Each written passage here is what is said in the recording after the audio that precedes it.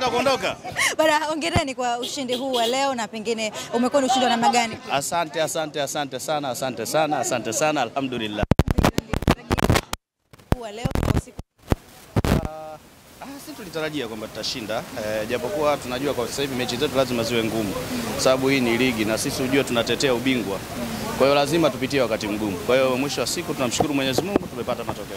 Yanga hii ambayo sasa hivi tunaiona, unaizungumziaje? Na imekuwa na mabadiliko kadhaa, kwa sababu ilianza vizuri, baadaye mambo yakawa ni mabaya, na sasa hivi mnaanza kuonekana kwa vizuri. Nyie kama uongozi ni kitu gani ambacho mnatengeneza?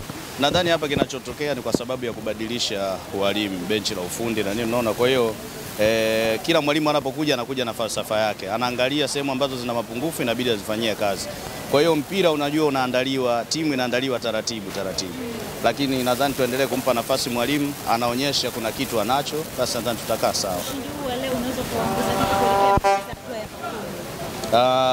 Kwanza tulikuwa tunaangalia leo mechi ya ligi, tumeshamaliza, nadhani tuna mechi moja nyingine. Baada ya hapo tunaenda kwenye ligi ya mabingwa.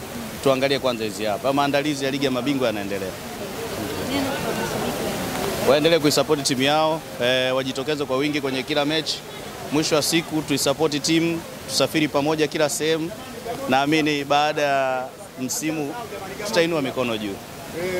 Asante sana.